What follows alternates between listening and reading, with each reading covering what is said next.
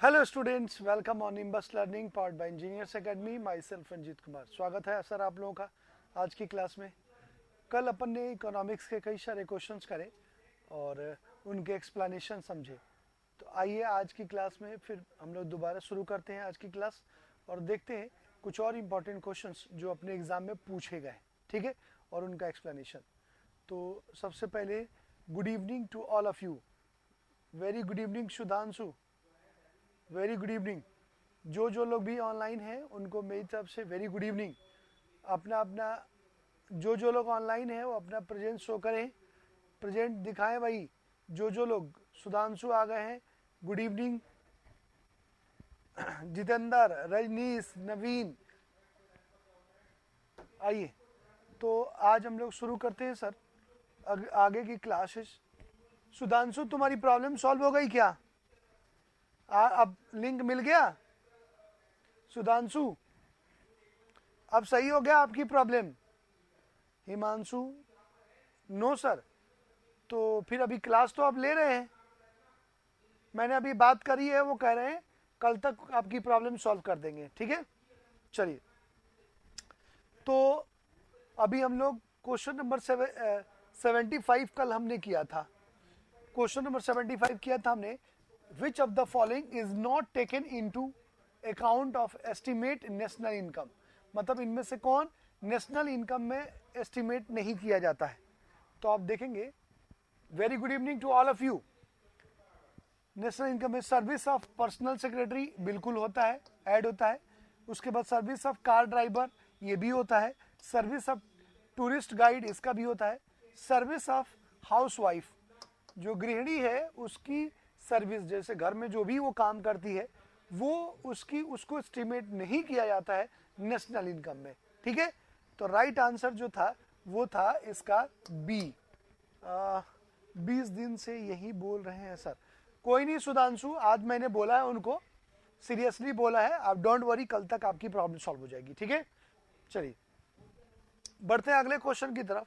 अगला क्वेश्चन देखते हैं, आइए क्वेश्चन आंसर दीजिएगा सर। 76 का आंसर फटाफट। Parallel economy emerge due to, बताइए। Parallel economy emerge due to, Hindi दिखाओ नवीन। लो भैया हिंदी देख लो। समानांतर अर्थव्यवस्था डैश के कारण उभरती है। किसके कारण उभरती है? Parallel economy. हिमांशु ने बी आंसर दिया है, हिमांशु ने बी आंसर दिया। Himanshu wrong answer, wrong answer Himanshu. कैसे भाई पैरेलल इकोनॉमी कैसे इमर्ज होगी? भाई पैरेलल इकोनॉमी का मतलब क्या होता है? देखिए एक बार इस कॉन्सेप्ट को समझिए, फिर मुझे आंसर बताना इसका। देखिए पैरेलल इकोनॉमी का मतलब होता है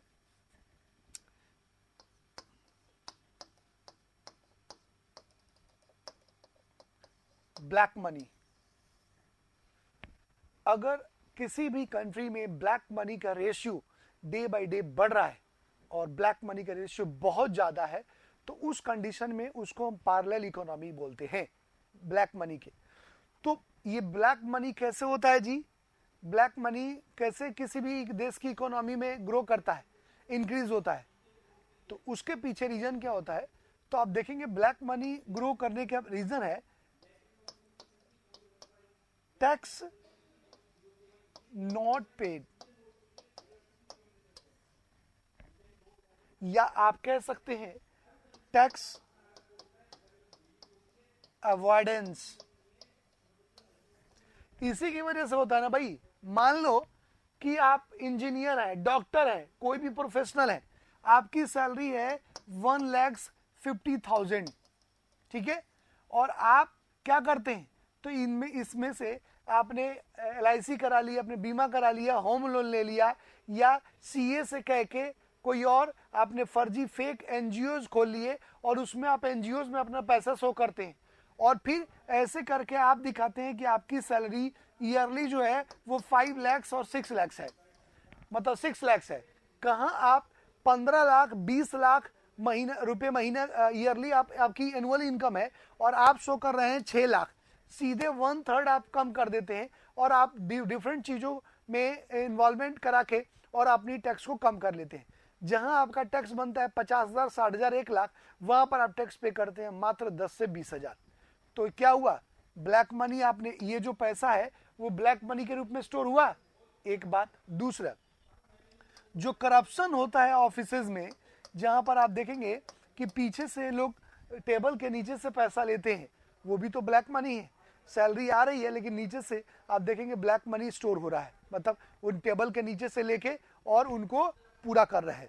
तो कहने का मतलब ये है कि जो ये एक मिनट, ये जो ब्लैक मनी है उसको हम क्या कहते हैं, उसको हम बोलते हैं पैरेलल इकोनॉमी। और पैरेलल इकोनॉमी ब्लैक मनी की वजह से उभरता है। और ब्लैक मनी के पीछे रीजन क्या होता है जी, तो टैक्स अवॉइडेंस, मतलब अगर कोई कर की चोरी करता है तो उस कंडीशन में क्या होता है जी, जो ब्लैक पैरेलल इकोनॉमी उभरती है। समझ में आई बात हिमांशु? टैक्स नॉट पे, टैक्स नॉट पे अगर करेंगे आप तो फिर क्या, मतलब टैक्स अवॉइडेंस, टैक्स अवॉइडेंस की वजह से। तो राइट आंसर क्या है, C. Right answer is C. Clear हुआ? क्लियर हुआ जी? अरे हिमांशु, नवीन, जितेंद्र और सुधांशु, इज दैट क्लियर और नॉट? सी और डी में क्या डिफरेंस है? देखो, सी और डी में क्या डिफरेंस है। सी कह रहा है टैक्स अवॉइडेंस और डी कह रहा है कि एविजन, मतलब बिल्कुल छोड़ दिया। एक तो होता है अवॉइड किया और एक उसको एविजन, मतलब उसको इग्नोर, मतलब उसको आप पे ही नहीं कर रहे हैं। तो अवॉइडेंस का मतलब जो पे कर सकते हैं वो भी नहीं पे कर रहे हैं, और इविजन का मतलब जो अभी इस स्लैब में नहीं है। समझ में आ रही बात? जो इस स्लैब में नहीं है और जो स्लैब में है वो भी टैक्स नहीं पे कर रहे हैं। क्लियर? ये है सी और डी में डिफरेंस। क्लियर? आइए बढ़ते हैं अगले क्वेश्चन की तरफ। अगला क्वेश्चन, क्वेश्चन नंबर 77, आंसर दीजिए क्वेश्चन नंबर 77 का। Hyperinflation in the economy will lead to, hyperinflation in the economy will lead to, hyperinflation किसको लीड करता है बताइए? Give me answer. हिंदी दिखाओ नवीन। अर्थव्यवस्था में अति मुद्रास्फीति का परिणाम होता है। मतलब हाइपर इन्फ्लेशन जब इकोनॉमी में होगा तो क्या हमें क्या दिखेगा? What is the result of hyper inflation in the market? बताइए आंसर। सबसे पहले तो इन्फ्लेशन तुम लोग को मालूम है, मालूम है या नहीं? बताइए, मालूम है या नहीं? Do you know about inflation, deflation, devaluation और demonetization? Do you know about that? जानते हो? नहीं। चलिए आइए समझा दूं, इसको समझा दूं नवीन? यस, चलिए देखो इधर।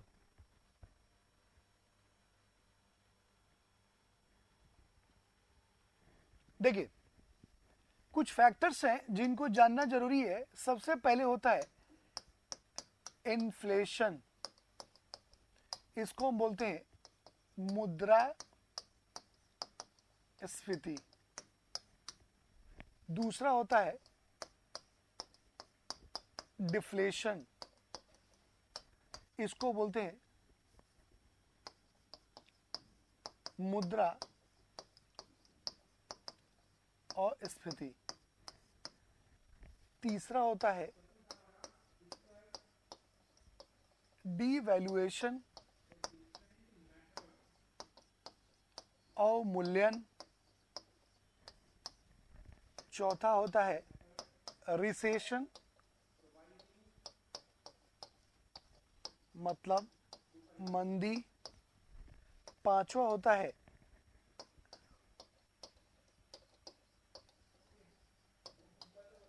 डीमोनेटाइजेशन, विमुद्रीकरण। सबके बारे में जानते हैं? नहीं। आइए एक एक करके इसको हम समझते हैं ये क्या है। ये टर्म्स कई बार इकोनॉमी में यूज होते हैं और कई तरह के क्वेश्चंस आते हैं इस पर, तो ये जानना हमारे लिए जरूरी है। और अगर आप इनको समझ जाएंगे तो हाइपर जो डिफ्लेशन है वो भी समझ जाएंगे कि उसका मतलब क्या है। ये बेसिक कॉन्सेप्ट्स हैं जो हमारे लिए जानना जरूरी है और जो इसके आधार पर ही आप इन चीजों को आगे समझ पाएंगे। क्लियर? आइए अब हम लोग इसको समझते हैं। सबसे पहले समझते हैं इन्फ्लेशन।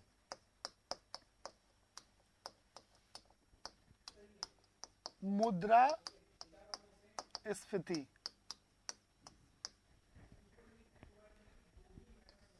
इसका डिफिनेशन होता है whenever floating of currency is increase in the market, then value of money is decrease and price of goods is increase। क्या हुआ जी यहां पर? तो वैल्यू ऑफ मनी क्या हो गया? डिक्रीज हो गया और प्राइस ऑफ गुड्स क्या हुआ? इंक्रीज हो गया। अब ये कैसे होता है और इसका क्या इफेक्ट है? देखिए, floating of currency is increase और value of money is decrease और price of goods is increase. मतलब आप देखेंगे बैंक रेट और रेपो रेट के थ्रू, जब भी आरबीआई बैंक रेट और रेपो रेट के थ्रू जो कमर्शियल बैंकों को लोन देती है, अगर वो उसका रेट मिनिमम हुआ या लोएस्ट हुआ, तो उस कंडीशन में क्या होता है कि बैंक भी आगे कस्टमर्स को मिनिमम इंटरेस्ट रेट पर आगे लोन सैंक्शन करती है। तो अगर मिनिमम इंटरेस्ट रेट पर लोन आगे सैंक्शन करेगी तो अधिक से अधिक लोग लोन लेंगे ना जी। तो जब अधिक से अधिक लोग लोन लेंगे और लोन लेंगे तो मार्केट में जो मनी की फ्लोटिंग है, फ्लोटिंग ऑफ करेंसी है, वो इंक्रीज हो जाएगी। जैसे ही मार्केट में फ्लोटिंग ऑफ करेंसी इंक्रीज होती है, उसके साथ ही हमें दो कंडीशंस मार्केट में शो होती है। पहला क्या होता है जी? तो value of money is decrease and price of goods is increase. भाई पैसा ज्यादा आएगा तो उसकी वैल्यू ऑटोमेटिकली कम हो जाती है और जब रुपये की वैल्यू कम होती है तो उसके पैरेलल गुड्स की जो वैल्यू है वो बढ़ जाती है। ठीक है? तो अगर इन्फ्लेशन मामूली हो तो उसमें जो बेनिफिट होता है वो होता है मैन्युफैक्चरर्स को। क्यों? क्योंकि उनको बढ़ी हुई कीमत पर गुड्स बिकते हैं उनके, तो उनको फायदा होता है। लेकिन अगर इन्फ्लेशन ज्यादा हो जाए तो उनको बेनिफिट नहीं होता है, क्योंकि रुपये की वैल्यू नहीं होती है। समझ में आ रही बात? मार्केट में ज्यादा पैसा आ जाएगा। बिल्कुल कुमार हिमांशु। तो अगर फ्लोटिंग ऑफ करेंसी, भाई बैंक रेट और रेपो रेट के थ्रू अगर इंटरेस्ट रेट कम हुआ तो उस कंडीशन में बैंक भी, जैसे एग्जांपल बता रहा हूं, अभी तुम देखो कि अभी जो पैंडेमिक हुआ इसमें बंद रहा सभी बैंकों की हालत, क्योंकि ट्रांजैक्शंस नहीं हुए। अब आप इस समय देखिए हर बैंक के रेट ऑफ इंटरेस्ट बहुत ही कम है, चाहे वो कार लोन लो, होम लोन लो, पर्सनल लोन लो, सभी लोन्स में। क्यों? क्योंकि मार्केट में फ्लोटिंग ऑफ करेंसी कम है, तो उसकी फ्लोटिंग को बढ़ाने के लिए आरबीआई ने बैंक रेट और रेपो रेट कम कर दिया है। तो अब आरबीआई ने कम किया तो बैंक्स भी कस्टमर्स को कम रेट पे दे रहे हैं। तो कम रेट पर देने का मतलब क्या है कि मार्केट में जो मनी की फ्लोटिंग है वो बढ़नी चाहिए, क्योंकि अगर फ्लोटिंग ऑफ करेंसी डिक्रीज होगी तो कई सारे फैक्टर्स को क्रिएट करती है। जैसे अगर फ्लोटिंग ऑफ करेंसी कम होगी तो लैक ऑफ डिमांड होगा तो प्रोडक्शन को इफेक्ट करेगा। जो प्रोडक्शन इफेक्ट होगा तो भाई कंपनीज बंद होंगी या लॉस में जाएंगी और उससे अनएम्प्लॉयमेंट क्रिएट होगा और उससे जो गवर्नमेंट को टैक्सेस मिल रहे थे वो भी नहीं मिलेगा और कई तरह के सोशल प्रॉब्लम्स क्रिएट हो जाएंगे। तो ये सारी चीजें एक दूसरे से लिंक है। रेपो रेट क्या है सर? अभी का रेपो रेट मेरे को ध्यान नहीं है, 4.5 या 5 के नियर बाई है रेपो रेट, 5 के आसपास है। ठीक है? तो आप देखेंगे कि यहां पर ये आरबीआई डिसाइड करता है कि रेपो अभी मार्केट में मनी की फ्लोटिंग कैसी है और उसके अकॉर्डिंग वो इन नॉर्म्स को, इन रूल इन जो रेपो रेट और बैंक रेट है इनको डिसाइड करता है और उसकी फ्लोटिंग को घटाता और बढ़ाता है। समझ में आ रही बात? तो मुझे एग्जैक्टली ध्यान नहीं है, वही 4 या 5% के नियर बाई होगा, एग्जैक्टली मेरे को ध्यान नहीं है कितना है अभी, ठीक है। तो ये आप देखेंगे कि जब कभी भी फ्लोटिंग ऑफ करेंसी मार्केट में इंक्रीज होती है तो उस कंडीशन में वैल्यू ऑफ मनी जो है वो डिक्रीज हो जाती है और उसके parallel value price of goods जो है वो इंक्रीज हो जाती है। इस कंडीशन को हम इन्फ्लेशन बोलते हैं। Is that clear? समझ में आ गई बात? इन्फ्लेशन समझ में आया जी? आया कि नहीं आया? सबको, सभी लोग यस और नो बोलेंगे, जितने लोग भी ऑनलाइन है सभी लोगों को यस और नो बोलेंगे। पूरा लिखने की जरूरत नहीं है, सिर्फ वाई लिख दोगे तो मैं समझ जाऊंगा कि हाँ समझ में आ गया। नवीन को समझ में आ गया, सुधांशु को समझ में आ गया, हिमांशु को समझ में आया कि नहीं? जितेंद्र और रजनीश जल्दी रिप्लाई कीजिए, आप रिप्लाई करो फटाफट। समझ में आया कि नहीं आया? चलिए, ये तो हो गया भैया, ये हो गया डिफ्लेशन, सॉरी इन्फ्लेशन। क्लियर? अब आइए बढ़ते हम लोग अगले अगले अगले अगले क्वेश्चन की तरफ। अगला जो है पॉइंट, दूसरा पॉइंट था, इसको बोलते हैं डिफ्लेशन। इसको बोलते हैं अस्फीति, मुद्रा अस्फीति। अस्फीति ये क्या होता है जी? तो ये होता है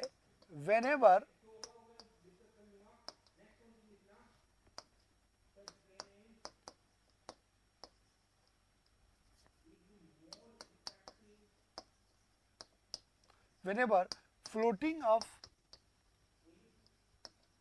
currency is decrease in the market, then value of money is increase and price of goods is decrease। कैसे? यहां देखेंगे वैल्यू ऑफ मनी इंक्रीज हो गया और प्राइस ऑफ गुड्स जो है ये डिक्रीज हो गया। ठीक है, इनवर्स रिलेशन। अब देखो यहां पर कह रहा है कि floating of currency is decrease. कैसे हुआ जी डिक्रीज? फ्लोटिंग ऑफ करेंसी कैसे डिक्रीज होगा भाई? अगर मान लीजिए bank rate, repo rate, reverse repo rate और उसके बाद कोई नया टैक्सेशन, ये वो रीजंस है जिसके थ्रू मार्केट में बहुत कम पैसा रहता है और डिमांड डिक्रीज। मार्केट में बहुत पैसा रहता है और डिमांड डिक्रीज हो जाता है। भाई डिफ्लेशन में हिमांशु, मान लीजिए मार्केट में बहुत पैसा रहेगा तो डिमांड कैसे डिक्रीज होगी? जब पैसा रहेगा तो डिमांड तो ऑटोमेटिकली इंक्रीज हो जाएगी। जब पैसा रहेगा तो डिमांड, आपके पास अगर पैसा होगा तो आप कभी डिमांड को रोक सकते हैं क्या? नहीं। भाई मान लो अभी तुम स्टूडेंट हो, एग्जाम्पल बता रहा हूं, आप अभी स्टूडेंट हैं, ठीक है, अभी आपके पास मान लीजिए 10,000 12,000 रुपए आते हैं और उसमें आप अपनी सारी नीड फुलफिल करते हो। अभी तुम्हारा मन है कि ब्रांडेड कपड़े पहन लूं, एक अच्छी सी बाइक रख लूं, बढ़िया वाली स्पोर्टी बाइक, और बढ़िया ब्रांडेड जूते खरीद लूं। क्या आप खरीद सकते हैं? नहीं। क्यों? क्योंकि आपके पास पैसा नहीं है।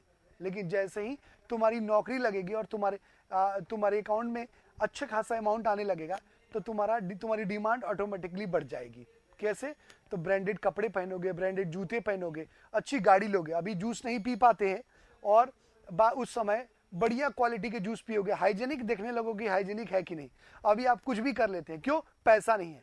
तो जब पैसा नहीं है तो डिमांड जो है वो, फ्लोटिंग ऑफ करेंसी नहीं होती है तो डिमांड को इफेक्ट करती है। जब पैसा ही नहीं होता डिमांड कैसे करेंगे? और जब पैसा आएगा तो डिमांड ऑटोमेटिकली इंक्रीज हो जाती है। ठीक है, क्लियर? तो अब यहां पर क्या कह रहा है कि floating of currency is decrease. Floating of currency कैसे डिक्रीज हो गई जी? कैसे डिक्रीज होती है मार्केट में?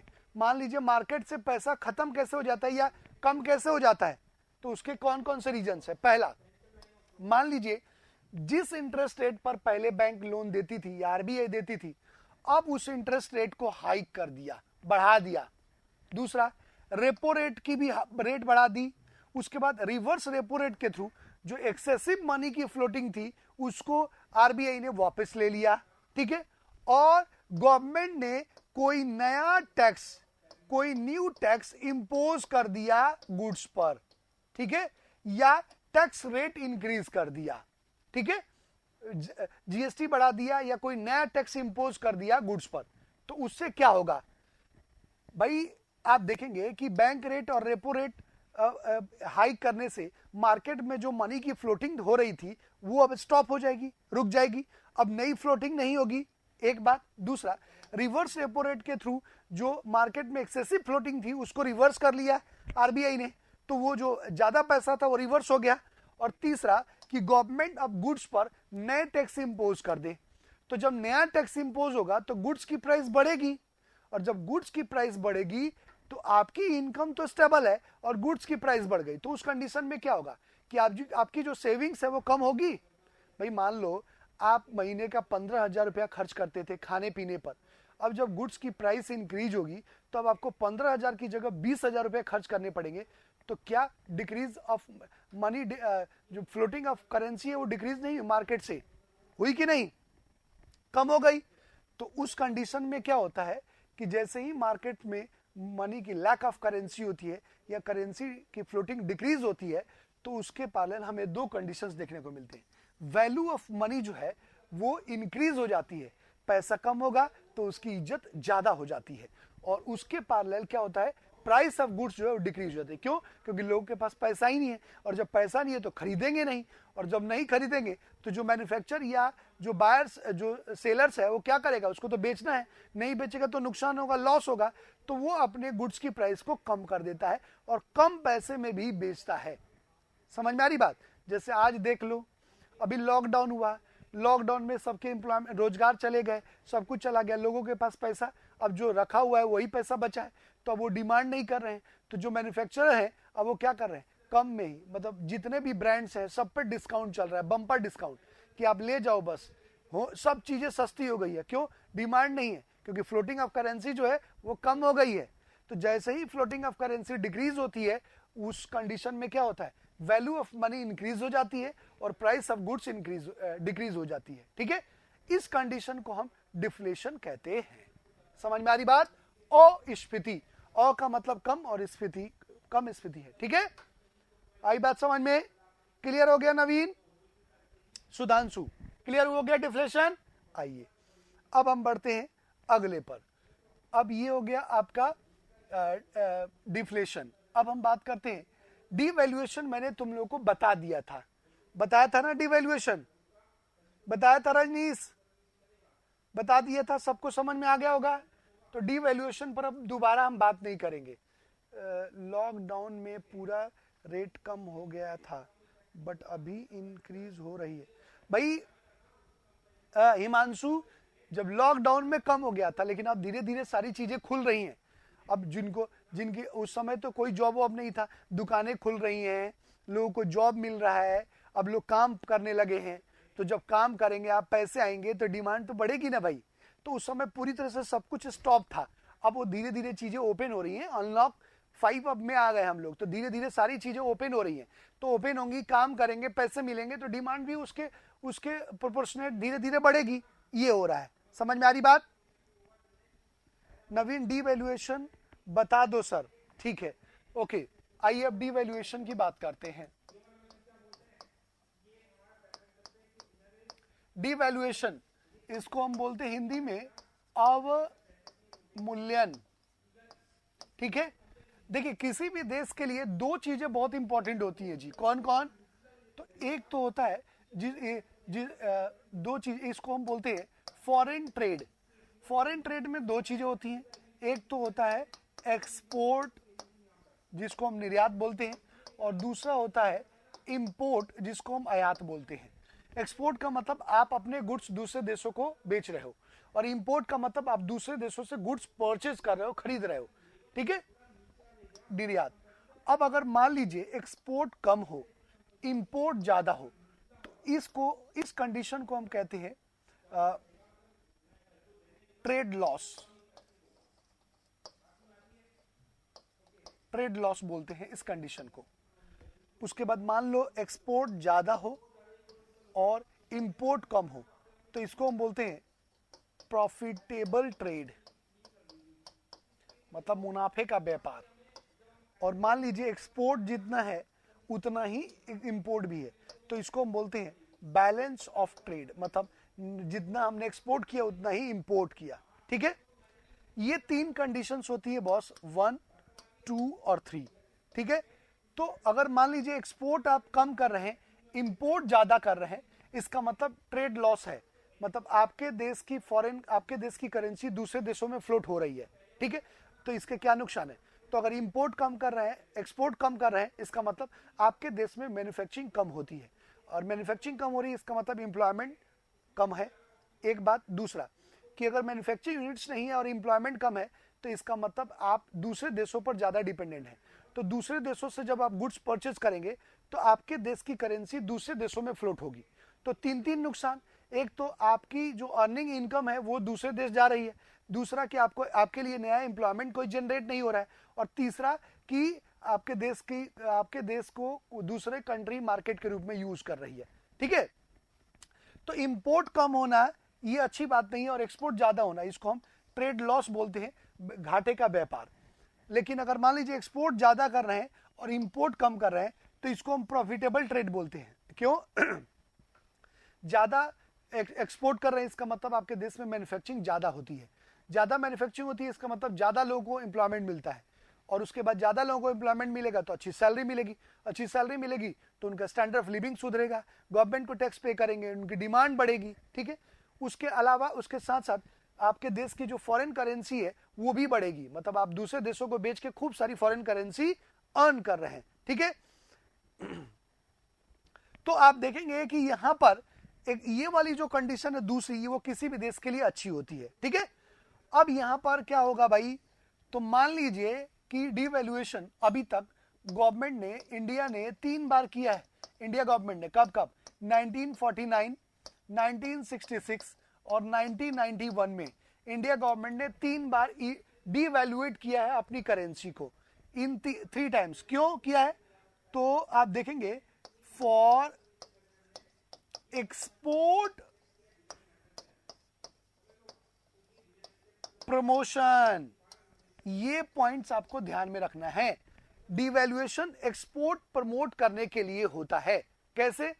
एग्जाम्पल बता रहा हूं आपको, समझिएगा। मान लीजिए कि पिछले फाइनेंशियल ईयर में 15,000 करोड़ रुपए का हमने फॉरेन ट्रेड किया, ठीक है। अब क्या हुआ कि इस फाइनेंशियल ईयर में ये ट्रेड घट के अब 1 लाख करोड़ हो गया, मतलब 50,000 का आपको नुकसान हुआ। तो जब मासले बड़े पैमाने पर हमारा एक्सपोर्ट जो है वो कम हो जाता है किसी रीजन से, तो उस कंडीशन में गवर्नमेंट एक स्टेप लेती है। कौन सा स्टेप? तो गवर्नमेंट क्या करती है कि अपनी करेंसी की वैल्यू जो है, अपनी इंडियन करेंसी की जो वैल्यू है, उस वैल्यू को इंटरनेशनल करेंसी के पैरेलल, मतलब डॉलर के पैरेलल क्या करती है, उसकी वैल्यू को कम कर देती है। कैसे? तो मान लीजिए अभी 75 रुपीज का $1 बनता है, तो उसको क्या कर दिया उन्होंने, 70 रुपए का अब $1 कर दिया, सॉरी 80 रुपीज का, 75 रुपीज का बनता है, अब 80 रुपीज का $1 बनेगा। इसका मतलब रुपये की वैल्यू और कम हो गई। तो इससे क्या बेनिफिट होता है? तो मान लीजिए पहले वो $1 में एक कोई चीज खरीदता था, अब जब रुपये की वैल्यू गिरेगी तो वो अब सस्ती हो गई उसकी गुड्स, तो अब वो एक ही $1 में 2 चीजों को परचेज कर सकता है, खरीद सकता है, मतलब और मोटिवेट होगा अधिक ज्यादा खरीदने के लिए। जैसे अपने यहाँ सेल लगता है ना, तो सेल में अपन क्या जाते हैं एक खरीदने, खरीद के 2 ले आते हैं। क्यों? क्योंकि उसी रेट में आपको 2 चीजें मिल रही है। तो यहाँ पर जब हम करेंसी को इंटरनेशनल मार्केट, क्योंकि डॉलर, इसलिए मैंने कहा कि डॉलर को हॉट मनी बोलते हैं, और इसी डॉलर के अकॉर्डिंग पूरे वर्ल्ड का ट्रेड होता है, ठीक है। तो डॉलर के पैरेलल अपनी करेंसी की वैल्यू को हमने और कम कर दिया। तो जैसे ही कम करते हैं उसकी डिमांड और रेज हो जाती है, बढ़ जाती है, और जैसे ही बढ़ती है तो हमारा जो एक्सपोर्ट कम हो गया था वो दोबारा से बढ़ जाता है। तो कुछ टाइम पीरियड तक गवर्नमेंट डिवैल्यूएट करके रखती है करेंसी को। जैसे ही एक्सपोर्ट प्रमोट हो जाता है फिर उसकी वैल्यू को आप देखेंगे इंटरनेशनल मार्केट पर छोड़ देती है, मतलब उसको बैलेंस कर देती है। क्लियर हो गया? समझ में आई बात? क्लियर हुआ कि नहीं आता? तो डीवैल्यूएशन सिर्फ गवर्नमेंट एक ही चीजों के लिए करती है और वो मोटिव होता है for to promote export, export को प्रमोट करने के लिए। ठीक है? और 3 बार किया, 1949, 1966 और 1991 में गवर्नमेंट ने, क्योंकि ये तीनों टाइम हमारे देश में आप देखेंगे ये रिसेशन का टाइम है। 1949 में भी जब हमारा देश आजाद हुआ था, 66 में भी रिसेशन आया था चाइना और पाकिस्तान से लड़ने के बाद, और 1991 में हमने इकोनॉमिक रिफॉर्म्स अपनाए थे, तो उस समय भी हमारा फॉरेन ट्रेड डिक्लाइन हो गया था। ठीक है? क्लियर हो गया? क्लियर हो गया जी? नवीन, सुधांशु, हिमांशु, हिमांशु क्लियर हुआ? ओके, ये हो गया आपका, ये है डिवैल्यूएशन। आइए बढ़ते हैं अगले पर। अगला बॉस रिसेशन, इसको बोलते हैं मंदी। ये कैसे आता है जी? तो ये आता है lack of demand. Lack of demand हुआ, goods not sold, goods not sold होंगे तो आप देखेंगे बिजनेस लॉस। जब लॉस होगा तो क्या होगा? इंडस्ट्रीज शट डाउन, और जब इंडस्ट्रीज शट डाउन होंगी तो अनएम्प्लॉयमेंट क्रिएट होगा।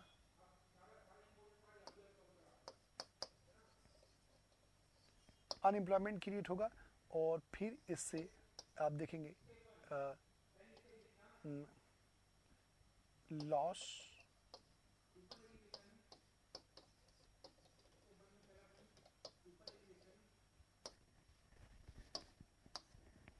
देखिए रिसेशन के रीजंस क्या होते हैं, क्यों किसी देश में रिसेशन आता है? पहला, लैक ऑफ डिमांड, मतलब मांग में कमी। अब मांग में कमी किन कारणों से होती है जी? तो इसके 2 रीजंस हो सकते हैं। पहला, एक तो अनएम्प्लॉयमेंट बहुत ज्यादा बढ़ गया हो, ठीक है, अनएम्प्लॉयमेंट हो, और दूसरा लैक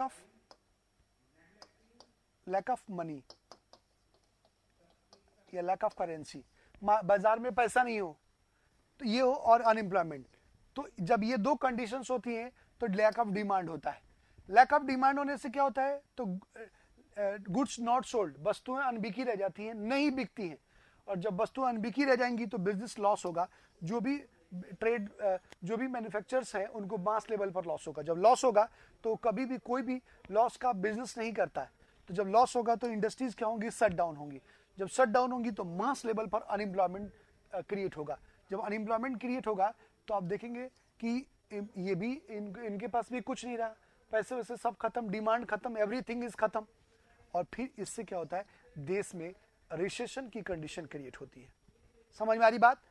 तो रिसेशन किसी भी कंट्री में तभी आता है जब मास लेवल पर लैक ऑफ डिमांड क्रिएट होता है, मतलब मांग में कमी आती है। और मांग में कमी का रीजन क्या है? तो मास लेवल पर अनएम्प्लॉयमेंट क्रिएट हो या देश में लैक ऑफ करेंसी हो, पैसे का अभाव हो, तो उस कंडीशन में उस कंट्री में रिसेशन आता है। आई बात समझ में? क्लियर हुआ? हिमांशु, सुधांशु, नवीन, क्लियर हो गया जी? कोई दिक्कत इसमें? समझ में आ गया कॉन्सेप्ट? क्लियर? चलिए, ये तो हो गया बॉस रिसेशन, ठीक है। अब हम बात करते हैं अगले पॉइंट पर। अगला है बॉस डीमोनेटाइजेशन।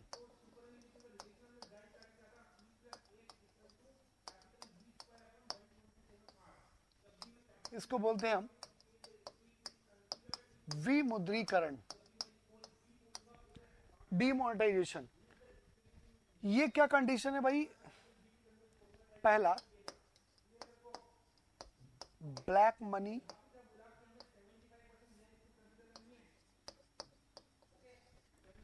और फेक करेंसी।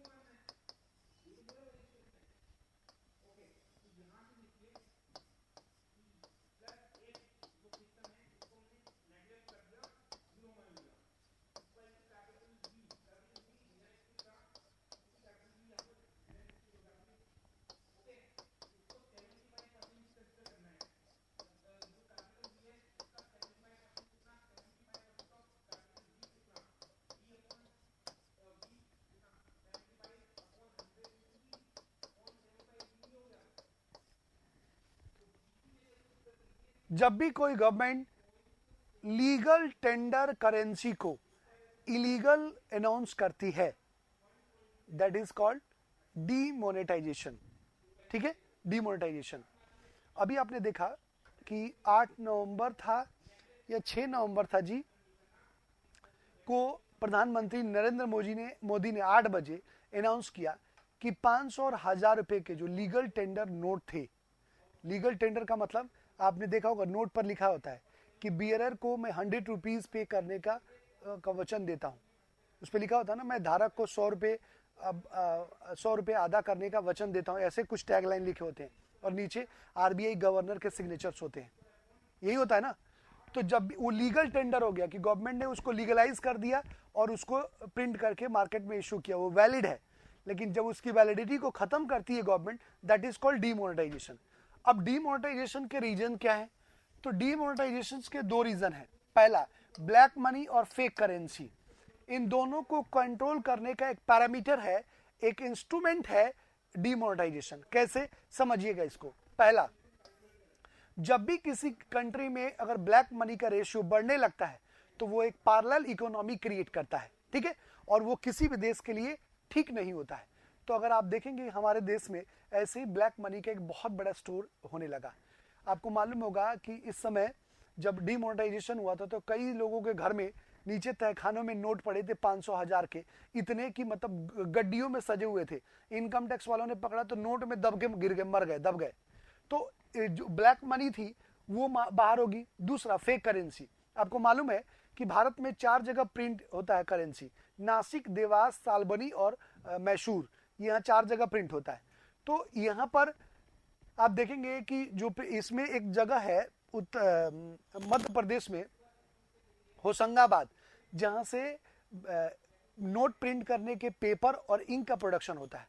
इसके अलावा 1000 रुपए और 500 रुपए के नोट प्रिंट करने के लिए अपन जर्मनी से लेते थे वो पेपर।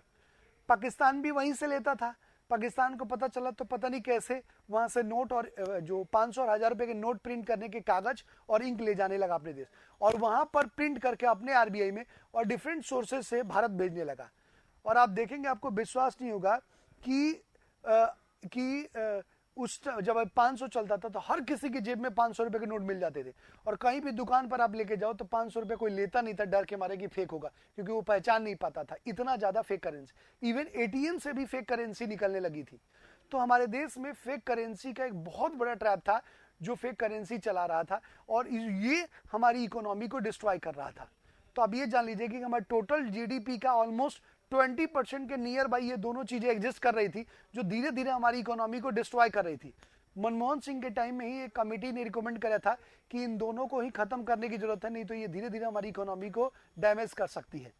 तो फाइनली आप देखेंगे कि उन्होंने डिसीजन लिया, और सबसे ज्यादा फेक करेंसी और ब्लैक मनी जो था वो 500 रुपीज और 1000 रुपए के नोट में ही रिजर्व था या जमा था, क्योंकि चिल्लर तो आप घुस के रूप में लेंगे नहीं और नहीं घर में जमा करेंगे। ये बड़ी करेंसी है, सबसे बड़ी करेंसी थी, इसको स्टोर करना, कैरी करना और जमा करना बहुत ही आसान है। तो उन्होंने 500 और 1000 रुपए के नोट घरों में जमा कर रखे थे और उसी की फेक करेंसी चल रही थी।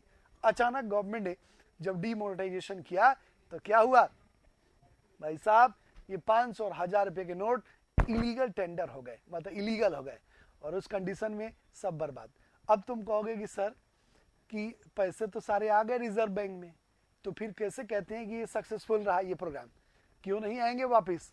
हमने कितनी ईमानदारी दिखाई, आपने देखी, सीए, बैंकर लाल हो गए, जितने लोगों के पास पैसे थे उनको दे के कमीशन पे वापस करा लिया, और वो तो छोड़ो, इसके अलावा जो भी जनधन अकाउंट्स थे उनमें खूब लोगों को लालच दिया कि आप चेंज करो 60-40 पर और चेंज करके वापस करो, और लोगों ने अपने अकाउंट में रखे और वापस करके कमीशन पर उन लोगों के पैसे वापस कर दिए। उसके अलावा मजदूरों को, रिश्तेदारों को, सबको बांट दिया, लाइन में लगा दिया कि दिन भर चेंज करता रहे।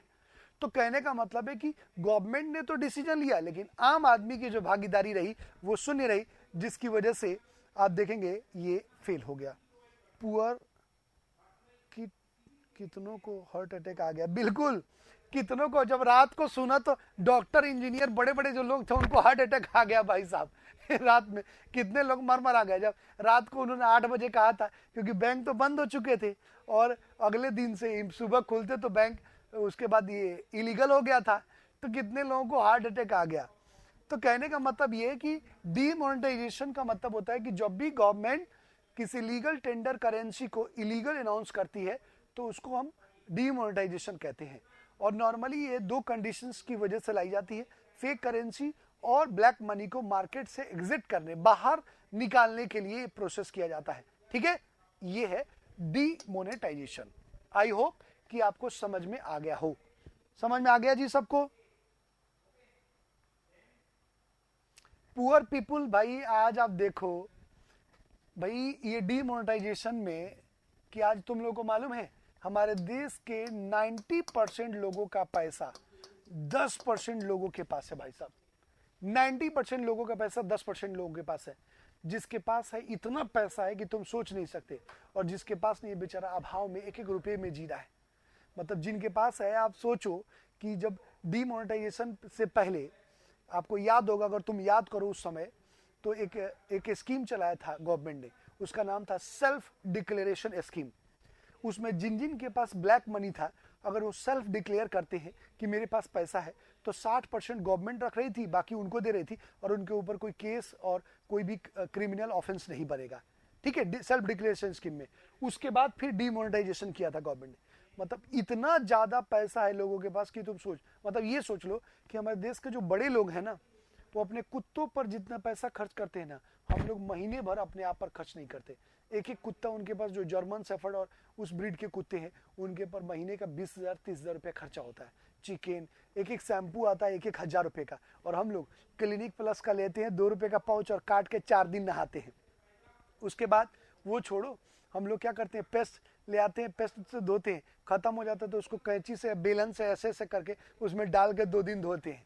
तो अब सोचिए कि हम लोग बस सरवाइव करते हैं और वो चिल करते हैं, जस्ट चिल। ठीक है, तो ये कंडीशन थी जिसको करना था। तो आम आदमी, बेचारा गरीब आदमी तो पहले भी पीसता था, उस समय आम आदमी को थोड़ी परेशानी हुई, लेकिन जो बड़े बड़े पैसे वाले थे उनको हार्ट अटैक भी आया। ठीक है, क्लियर हुआ? समझ में आ गया जी? अरे आया कि नहीं आया? ठीक है, आइए अब हम बढ़ते हैं सर अपने क्वेश्चन की तरफ और देखते हैं क्वेश्चन। ठीक है, अब ये हाइपर इन्फ्लेशन की बात कर रहा है, तो इन्फ्लेशन आपने समझ लिया, इन्फ्लेशन और ज्यादा बढ़ जाए तो क्या होगा, बताओ?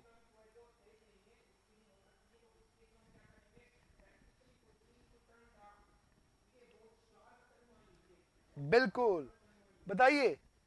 Fall in value of money, और ज्यादा अगर इन्फ्लेशन बढ़ जाए तो इसका मतलब मनी की वैल्यू और ज्यादा गिर गई। क्लियर? समझ में आया जी? चलिए बढ़ते हैं अगले क्वेश्चन की तरफ। अगला question, question number 78। Question number 78, बताइए। क्वेश्चन नंबर 78 का answer, net national product at market price minus net indirect taxes. बताइए क्या होता है net national product at market price? बताओ क्या होता है इसका आंसर, जल्दी आंसर दीजिए, आंसर दीजिए सर।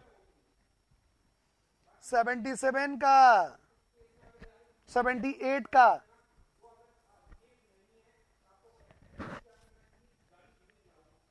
78 का आंसर दो। 78 का आंसर है ग्रॉस नेशनल प्रोडक्ट। देखिए net national product at factor cost, बिल्कुल बिल्कुल बिल्कुल बिल्कुल बिल्कुल net national product at factor cost होगा, ठीक है। 78 का ए होगा। अब ये जीएनपी आप देखेंगे, NNP market price, net indirect taxes. अगर जो इनडायरेक्ट टैक्सेस गवर्नमेंट इंपोज कर रही है, अगर उसको हटा दे तो क्या होगा, तो ये होगा एनएनपी एट फैक्टर कॉस्ट, मतलब नेट नेशनल प्रोडक्ट, और जो उसको मैन्युफैक्चरिंग करने में लगा है, वेजेस, सैलरी और उसकी कॉस्ट, वो होगा, ठीक है। तो राइट आंसर इज ए, ठीक है। इसका एक फॉर्मूला तुम लोगों को ऐसे ही जो ये बने हुए हैं ना, ये मैं लास्ट में लिखवाऊंगा, ये ध्यान रखना। एनएन मार्केट एनआई निकालने का, फैक्टर कॉस्ट, उसके बाद ये मार्केट कॉस्ट, ये सारी चीजें, कंजम्पशन कॉस्ट, ठीक है। अच्छा हिंदी में दिखा दूं, लो, निवल राष्ट्रीय उत्पाद बाजार कीमत पर माइनस निवल अप्रत्यक्ष कर का मतलब क्या होता है, ठीक है।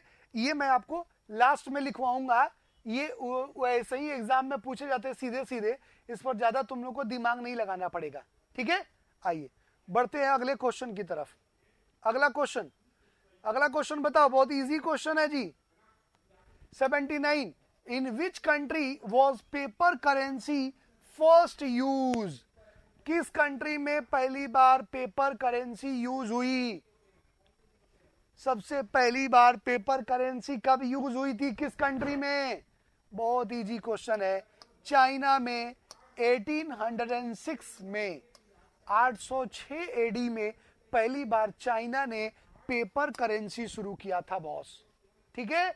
तो राइट आंसर इज चाइना, ये फैक्चुअल है, ठीक है। 1806 एडी में चाइना ने सबसे पहले करेंसी शुरू की, ठीक है, एक्सचेंज करने के लिए।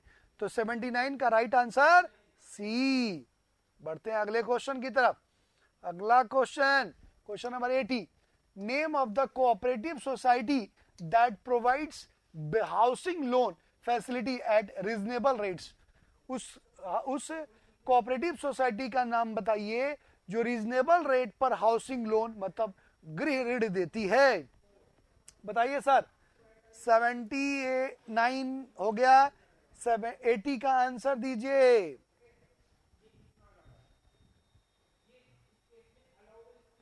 एटी का आंसर,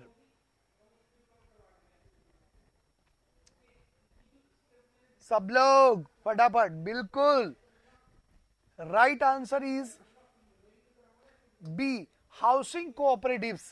ये बनाई इसलिए गई है कि जो भी अगर मिनिमम इंटरेस्ट रेट पर लोन लेना चाहता है तो वो लोन ले सके। तो सीधा आंसर था इसका हाउसिंग कोऑपरेटिव्स, ये रीजनेबल रेट्स पर आप देखेंगे लोगों को लोन देती है। चलिए बढ़ते हैं अगले क्वेश्चन की तरफ। अगला क्वेश्चन ये भी इजी क्वेश्चन है, बताइए name of the biggest employer in India. Biggest employer कौन है जी, जो सबसे ज्यादा रोजगार देता है, बताइए आंसर। 81 का आंसर बताइए सर, 81 का आंसर बताइए।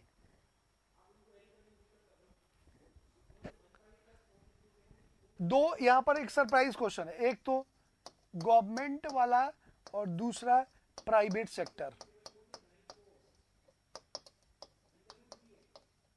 ये गवर्नमेंट ऑर्गेनाइजेशन और प्राइवेट सेक्टर, बताओ दोनों में आंसर।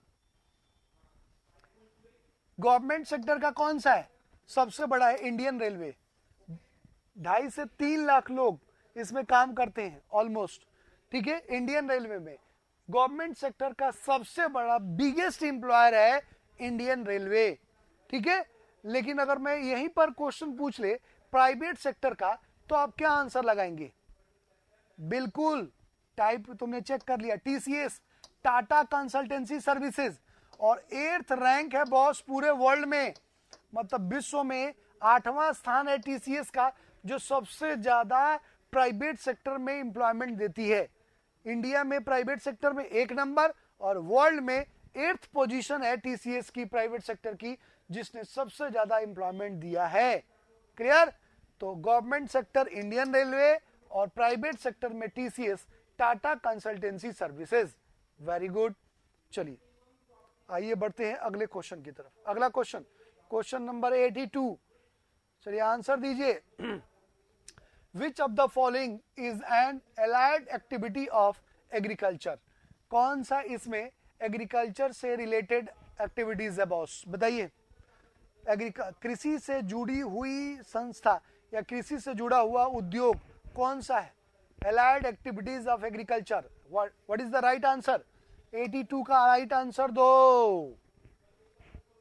82 का राइट आंसर, 82 का राइट आंसर सुधांशु। एग्रीकल्चर के एनिमल हस्बेंड्री कैसे, लाइव स्टॉक कैसे? रॉन्ग आंसर है। Right answer is B, small scale industries. Right answer B है सुधांशु। आप कहेंगे कैसे भाई? एग्रीकल्चर से रिलेटेड मतलब ये क्या करता है? तो उन चीजों की मैन्युफैक्चरिंग करता है,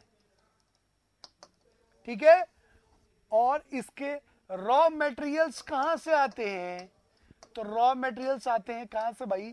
एग्रीकल्चर से ना। तो एग्रीकल्चर से अलाइड तो स्मॉल इंडस्ट्रीज है ना, कि कटाई, बुनाई, सिलाई, बहुत सारी चीजें होती हैं, हैंडीक्राफ्ट, ये सब इसके रॉ मटेरियल्स कहां से आते हैं? एग्रीकल्चर सेक्टर से आते हैं। तो अलाइड तो एग्रीकल्चर है ना। एग्रीकल्चर अगर मान लो it's totally depend on agriculture sector. अगर एग्रीकल्चर सेक्टर से रॉ मटेरियल्स की सप्लाई नहीं हो तो क्या जो स्मॉल स्केल इंडस्ट्रीज है वो चलेगी? नहीं, पूरी तरह से डिपेंडेंट ऑन एग्रीकल्चर। भाई जो एनिमल हस्बेंड्री है, लाइव स्टॉक है, ये तो विदाउट एग्रीकल्चर भी चल सकता है, उसके साथ जुड़ा हुआ एक है, बट ये तो टोटली डिपेंड ऑन एग्रीकल्चर। तो right answer is B, small scale industries. ठीक है, इज दैट क्लियर और नॉट? सबको समझ में आ गया जी? अरे आया कि नहीं सबको समझ में? फटाफट बताओ, रिप्लाई करो। सुधांशु ने रिप्लाई कर दिया है, नवीन, हिमांशु, जितेंद्र और रजनीश रिप्लाई करें फटाफट। चलिए बढ़ते हैं अगले क्वेश्चन की तरफ। अगला क्वेश्चन, MNP रहने दो, ये बाहर के क्वेश्चंस हैं, अपने नहीं है। बढ़ते अगले क्वेश्चन की तरफ। अगला question, rate of growth of an economy is measured in terms of. बताइए कि ग्रोथ रेट जो है उसको, विकास दर को किसके टर्म में मेजर किया जाता है? विकास दर को, ग्रोथ रेट ऑफ ग्रोथ को किसके टर्म में मेजर किया जाता है इनमें से? Which of the following? बताइए, गिव मी आंसर। 84 का आंसर करो। 84 का आंसर, ग्रोथ और रेट ऑफ ग्रोथ को कैसे मेजर करते हैं? क्या पर कैपिटा इनकम में करते हैं, इंडस्ट्रियल डेवलपमेंट में करते हैं, number of peoples who have been lifted above the poverty line, ये करते हैं, या नेशनल इनकम से करते हैं? 84 का ए बता रहे हैं, पर कैपिटा इनकम। सुधांशु, नवीन भी ए बता रहे हैं। ठीक है, देखो इस बात को समझने के लिए आपको सेक्टर्स ऑफ इकोनॉमी समझना होगा। Sectors of economy, there are 4 types of sectors. First is primary sector,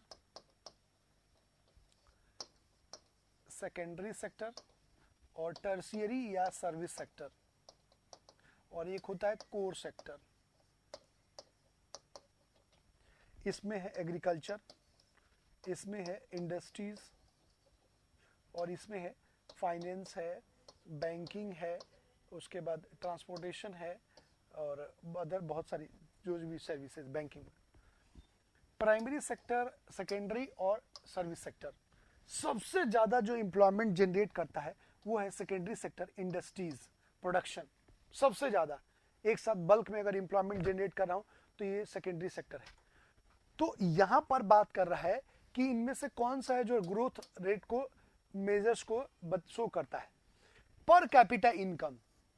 per capita income जो होती है वो एन एवरेज होती है। अगर मैंने आपको डिफिनेशन बताया हो पर कैपिटा इनकम का, तो क्या बताया मैंने? कहा नेशनल इनकम अपॉन पॉपुलेशन, यही बताया था ना। मतलब देश की जो कुल आय है उसको हम पॉपुलेशन से डिवाइड कर दें तो वो पीआई मिलता है, पर कैपिटा इनकम। और ये एक्यूरेट नहीं होता है, एवरेज होता है सर, एवरेज होता है।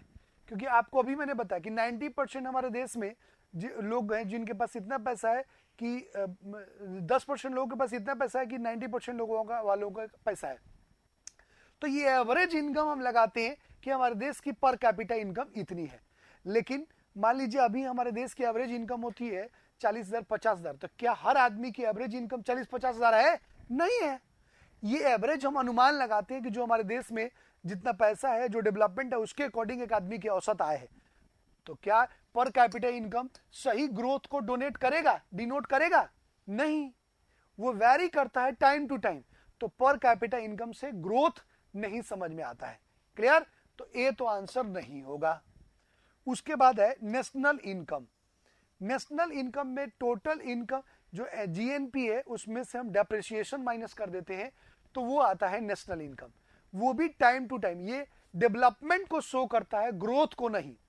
भाई आपका डेवलपमेंट, फाइनल डेवलपमेंट क्या रहा, वो शो करता है, ग्रोथ का नहीं।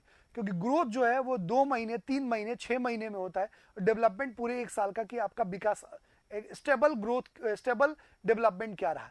तो ग्रोथ जो टर्म पीरियड बाय पीरियड हो रहा है वो हमें शो नहीं करता नेशनल इनकम से।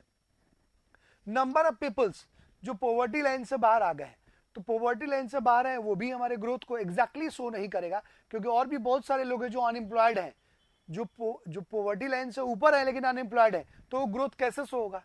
तो राइट आंसर जो है इसका वो है इंडस्ट्रियल ग्रोथ, औद्योगिक विकास।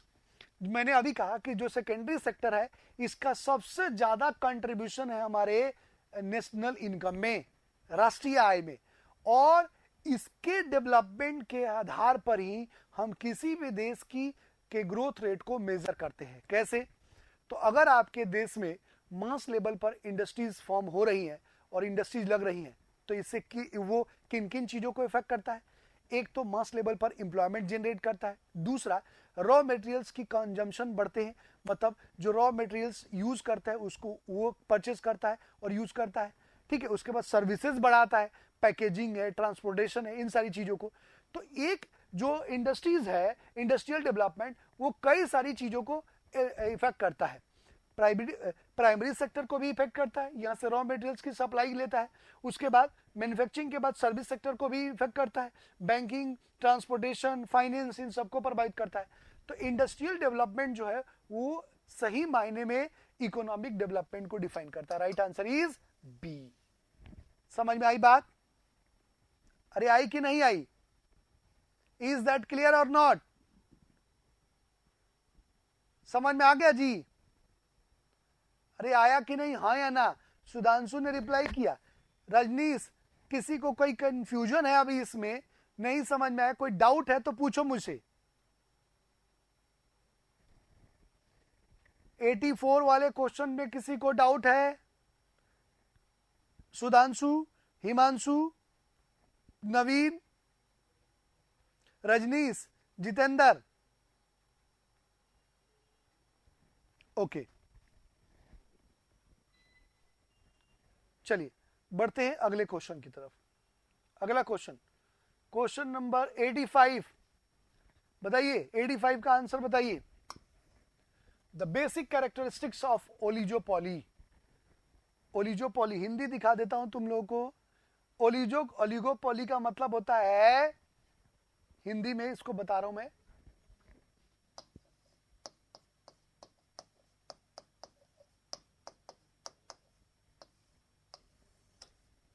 अल्पाधिकार। ओलिगोपॉली का मतलब होता है अल्पाधिकार। ठीक है?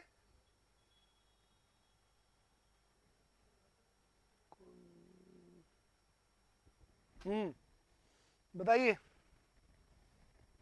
ओलिगोपॉली का आंसर 85, क्वेश्चन नंबर 85।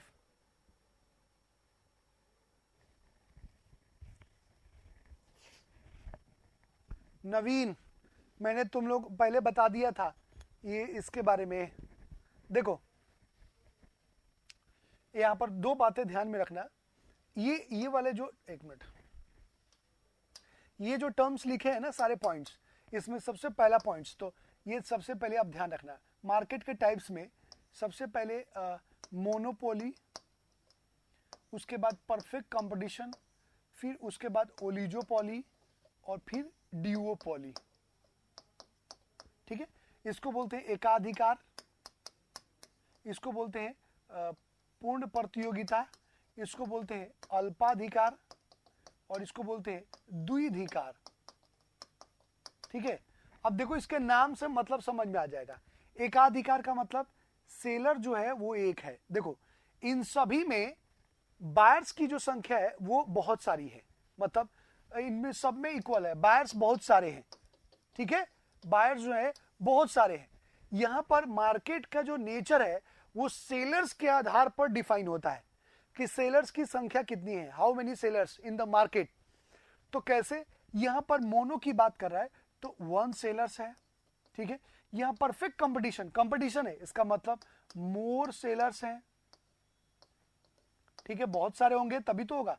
यहां पर ओलिगोपोली की बात करता है तो लिमिटेड 5 या 6 सेलर्स हैं, लिमिटेड सेलर्स हैं।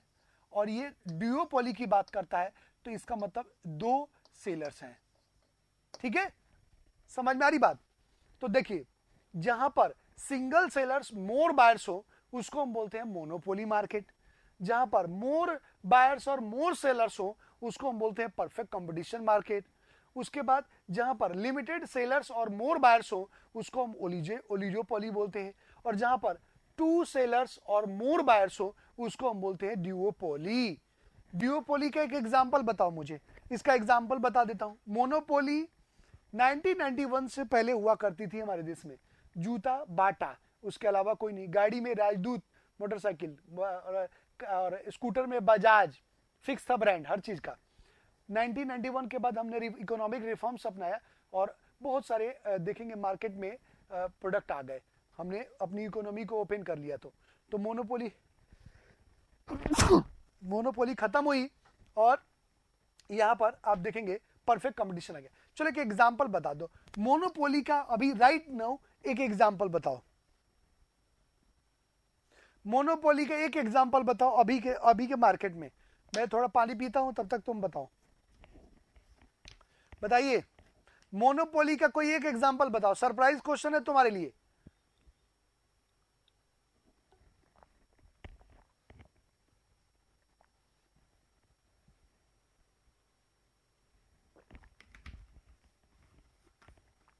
क्या हुआ, सो गए क्या सब? इसका एग्जांपल है इंडियन रेलवे, इसका एग्जांपल है आज के डेट में ऑल गुड्स, सभी तरह के गुड्स। इसका एग्जांपल है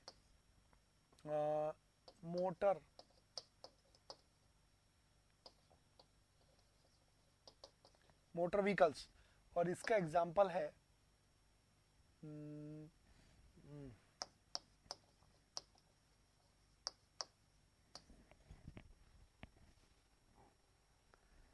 सुधांशु, डिफेंस कोई कंपनी थोड़ी है भाई, वो तो हमारे देश की मिलिट्री है।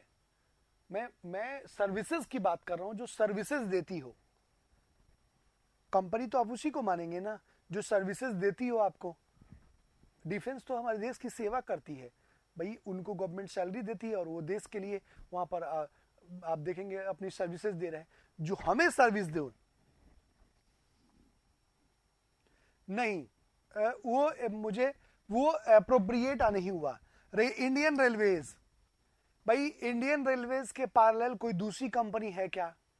है कंपनी भाई। डिफेंस का तो जो मैन्युफैक्चरिंग कंपनी है वो अपने अब देश को ही देती है, हम आम आदमी थोड़ी यूज करता है। जो आम पब्लिक जिन प्रोडक्ट्स को, जिन सर्विसेज को यूज करती है, मैं उनकी बात कर रहा हूं। डिफेंस तो हमारे देश में कंपनी मैन्युफैक्चरिंग करती है और फिर वो हमारे डिफेंस को जाता है। आम आदमी जिसको यूज करता हो उनकी बात मैं कर रहा हूं। तो इंडियन रेलवे कोई है? कोई नहीं है जो इसके पैरेलल बराबर सर्विसेज दे। पूर्ण परफेक्ट कंपटीशन। इस समय देख लीजिए, जूता, चप्पल, चश्मा, घड़ी, टोपी, मोटर व्हीकल, एवरीथिंग, हर चीज में कंपटीशन है। बहुत सारी कंपनियां हैं जो एक साथ। Kumar Himanshu, no sir. क्या हिमांशु, क्या कह रहे हो आप? हिमांशु, नो सर का मतलब क्या कह रहे हैं आप, बताइए। हिमांशु, कोई क्वेरीज है?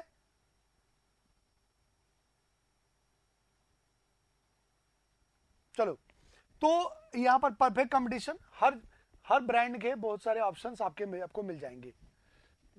ओनली वन रेलवे, बिल्कुल। उसके बाद ओलिजोपॉली। ओलिजोपॉली में आप देखेंगे आज के डेट में कार कंपनीज का देख लीजिए। आज मोटर व्हीकल हमारे यहाँ लिमिटेड कंपनियां हैं, Tata, Mahindra, Hyundai, Maruti Suzuki, Volkswagen, ठीक है, स्कोडा, लिमिटेड 5 6 7 कंपनियां हैं। इसके अलावा कोई कंपनी नहीं है, ठीक है। और वो अपनी क्वालिटी के आधार पर प्राइस रिजिड होते हैं और उसके आधार पर बेचते हैं, ठीक है।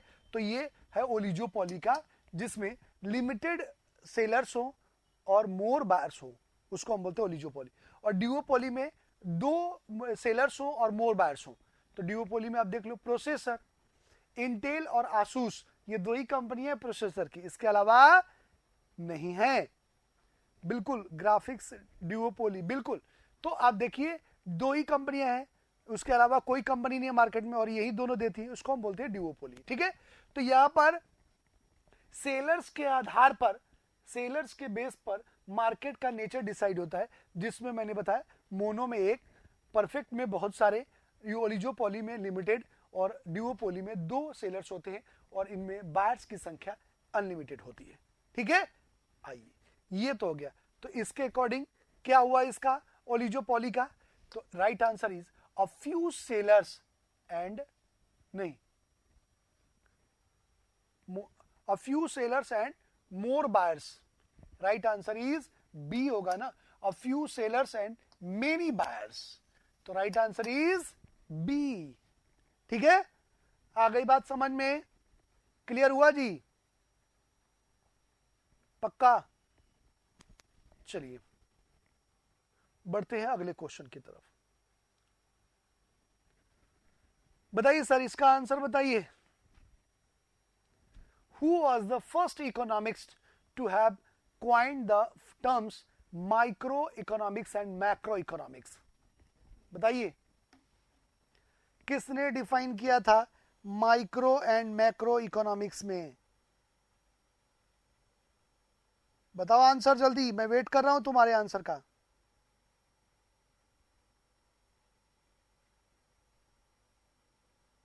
बताओ। 86, ये सर, ये सर क्लियर है। बताओ इसका 86 का आंसर बताओ।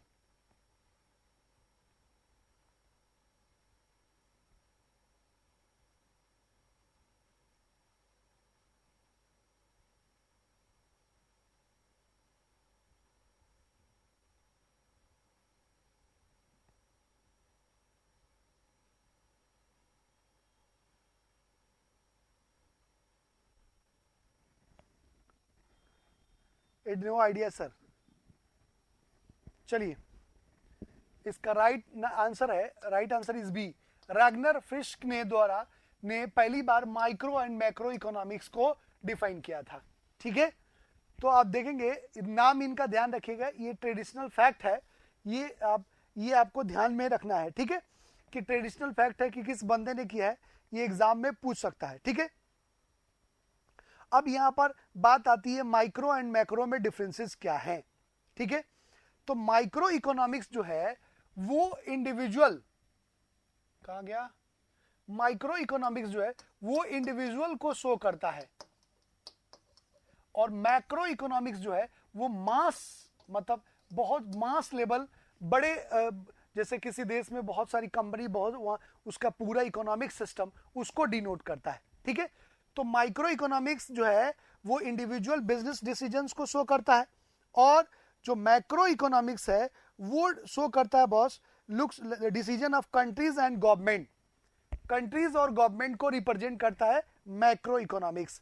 जिसमें आप देखेंगे public finance, physical policy, monetary policy, ये सारी चीजें होती हैं, वो माइक्रो इकोनॉमिक्स में होता है, सॉरी मैक्रो इकोनॉमिक्स में होता है। और माइक्रो इकोनॉमिक्स में इकोनॉमिक्स के जो मेजर्स होते हैं, जिसमें प्रिंसिपल्स दिए जाते हैं, डिसीजंस दिए जाते हैं, वो आता है माइक्रो इकोनॉमिक्स के अंतर्गत। ठीक है, तो रैगनर फिश ने इस कॉन्सेप्ट को, दोनों ही कॉन्सेप्ट को अलग किया था, माइक्रो और मैक्रो इकोनॉमिक्स को। ठीक है, चलिए बढ़ते हैं अगले क्वेश्चन की तरफ। Question number 87, the study of coins is called. बताइए, बहुत इजी क्वेश्चन है। क्वाइंस की स्टडी को क्या कहते हैं? सिक्के की के अध्ययन को क्या कहा जाता है? The study of coins is called what? बताइए, the study of coins is called what? बिल्कुल right answer Sudhanshu, right answer is B, numismatics. Numismatics कहते हैं इसको। हिंदी में इसको क्या बोलते हैं? तो इसको बोलते हैं, ये भी हिंदी में ही लिख रखा है, न्यूमिस्मेटिक्स बोलते हैं इसको। तो राइट आंसर इज बी। ध्यान रखिएगा, एग्जाम में पूछा हुआ है कई बार ये question. Question number 88, consumer protection refers to. बताइए आंसर, 88 का आंसर बताइए। Consume protection refers to, consumer protection होगा ना। कंज्यूमर प्रोटेक्शन रेफर्स टू, उपभोक्ता संरक्षण किससे संबंधित है? बताइए।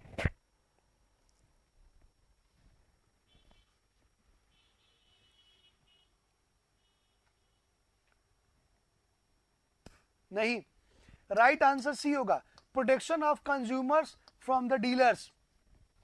डीलर से जो कंज्यूमर्स है उनके प्रोटेक्शन को कंज्यूमर राइट्स। भाई आपने कोई सामान खरीदा किसी दुकान से या किसी भी जगह से, और उसमें आपके साथ कोई फ्रॉड होता है, तो आप कंज्यूमर फोरम में अप्लाई आप कंप्लेन करते हो, यही करते हैं ना।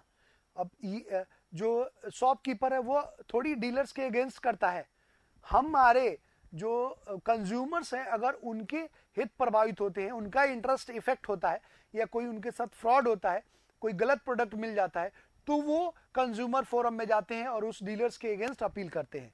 तो राइट आंसर होगा C, protection of the consumers from dealers. Dealers के थ्रू कंज्यूमर्स के साथ कोई चीट होता है तो उसके लिए कंज्यूमर फोरम आप जाते हैं। ठीक है, तो राइट आंसर इज सी। चलिए बढ़ते हैं अगले क्वेश्चन की तरफ। क्लियर हो गया ये? ओके, बढ़ते हैं अगले क्वेश्चन की तरफ। क्वेश्चन नंबर 89, बताइए answer. National consumer dispute redressal commission is located at, कहां है? राष्ट्रीय उपभोक्ता विवाद निवारण आयोग कहां है जी? Where is situated at national consumer dispute redressal commission at? Right answer is C, very good, New Delhi. इसकी स्थापना 1988 में हुई थी। ठीक है, इसका मोटिव क्या है जी? तो अगर कोई भी पूरे देश में अगर कोई भी कंज्यूमर है, उसके रिलेटेड कोई भी डिस्प्यूट है, तो ये जो कमीशन है उसके डिस्प्यूट को रिजॉल्व करती है पूरे देश में। कंज्यूमर फोरम के थ्रू तो आपको नहीं मिलता है, फिर उसके बाद आप यहाँ पर कंप्लेन कर सकते हैं और आपकी प्रॉब्लम्स को, अब जो भी आपके साथ फ्रॉड या चीटिंग हुई है उस पर ये कानूनी कार्रवाई करती है। ठीक है, तो right answer is C, New Delhi 1988। बढ़ते हैं अगले क्वेश्चन की तरफ। अगला question, question number 90। Question number 90 कह रहा है the human development index provides a composite measures of 3 dimension of human development. बताइए, ह्यूमन डेवलपमेंट इंडेक्स जो इशू किया जाता है उसके 3 डायमेंशंस कौन कौन से हैं? बताइए आंसर इसका। 90 का आंसर बताना है अपने को कि ह्यूमन डेवलपमेंट इंडेक्स, मानव विकास सूची जो जारी की जाती है, उसमें 3 जो डायमेंशंस हैं वो कौन कौन से डायमेंशंस हैं? बताइए जल्दी।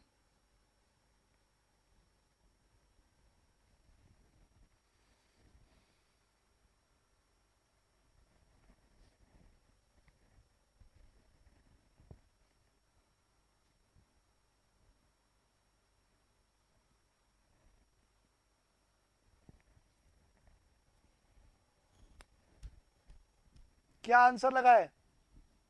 Very good, right answer is B. Right answer is B. क्या क्या है जी? तो सबसे पहले लाइफ एक्सपेक्टेंसी, लाइफ एक्सपेक्टेंसी समझते हैं आप लोग? लाइफ एक्सपेक्टेंसी समझते हैं? Do you know about that? Life expectancy समझते हैं? हाँ या ना बोलो भाई। लाइफ एक्सपेक्टेंसी समझते हो? एक व्यक्ति के जीवित रहने की आयु, पैदा होने के बाद वो कितने इयर्स तक जीवित रहता है, उसको बोलते हैं लाइफ एक्सपेक्टेंसी। एजुकेशन और परचेजिंग पावर, ठीक है, या आप इसको कह सकते हैं पर कैपिटा इनकम, ठीक है। तो लाइफ एक्सपेक्टेंसी, एजुकेशन और पर कैपिटा इनकम या परचेजिंग कैपेसिटी के आधार पर ह्यूमन डेवलपमेंट इंडेक्स जो है वो मेजर किया जाता है कि उस देश में विकास दर, विकास सूची कैसी है। अर्थात अगर उस स्टेट में या उस कंट्री में लोगों की लाइफ एक्सपेक्टेंसी अच्छी है, लाइफ एक्सपेक्टेंसी अच्छी है इसका मतलब ये है कि भाई लोग अच्छा खाते हैं, खुश हैं। तो जब अच्छा खाते हैं इसका मतलब उनकी इनकम अच्छी है, इनकम अच्छी है तो फिर ऑब्वियसली जब इनकम अच्छी होगी, अच्छा खाएंगे, अच्छे से रहेंगे तो उनकी उम्र बढ़ेगी, ठीक है। दूसरा एजुकेशन, जब अच्छा एजुकेशन होगा तो अच्छी जॉब मिलेगी, ठीक है। तो अच्छी जॉब मिलेगी तो अच्छी इनकम होगी। तो अच्छा एजुकेशन लोगों को वे ऑफ लाइफ देता है और लाइफ को जीने का ढंग बताता है। और परचेजिंग पावर, खरीदने की क्षमता, ये बताता है कि आप कितने कैपेबल है, आपकी पर कैपिटा इनकम कितनी है और आप कितना बेहतर जीवन जी सकते हैं। तो आप देखेंगे कि purchasing power parity, purchasing power, education और लाइफ एक्सपेक्टेंसी, ये तीनों चीजें जो है ये डिसाइड करती हैं ह्यूमन डेवलपमेंट इंडेक्स बनाने में, उसकी लिस्ट बनाने में, ठीक है। क्लियर? क्लियर हुआ ये? चलिए, ये हो गए क्वेश्चन। अगले क्वेश्चन की तरफ आगे बढ़ते हैं। अगला question, the maximum share of the gross domestic product now comes from. अभी राइट नाउ रिसेंटली आप देखेंगे कि जीडीपी में सबसे ज्यादा कंट्रीब्यूशन किसका है बताइए? इन तीनों सेक्टर्स मैंने आपको बताया था कि इकोनॉमी के जो सेक्टर्स हैं इसमें मैंने बताया था primary sector, secondary sector, tertiary या सर्विस सेक्टर, ठीक है। तो इन तीनों में हमारे जो जीडीपी है, ग्रॉस डोमेस्टिक प्रोडक्ट, इसमें सबसे ज्यादा कंट्रीब्यूशन किसका है बताइए? फटाफट आंसर करो मुझे।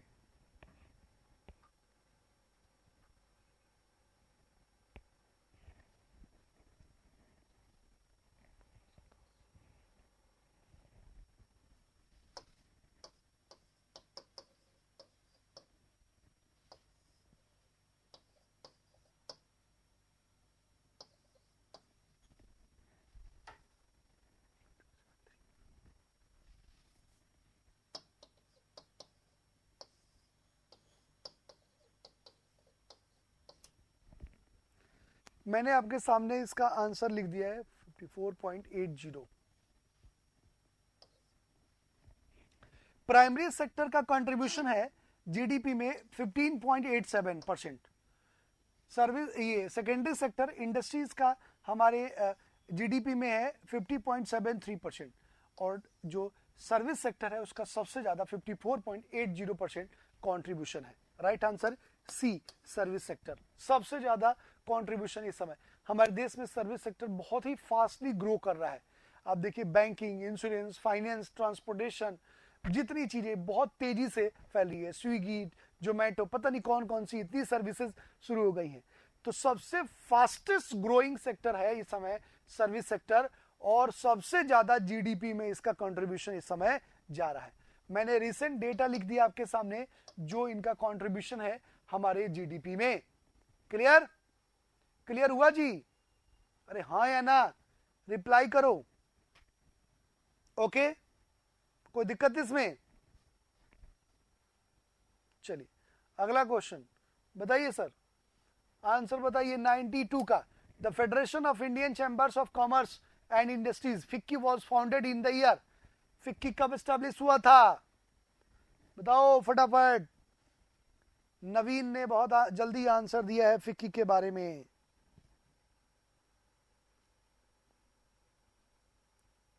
बताइए जल्दी, फटाफट आंसर कीजिए सभी लोग।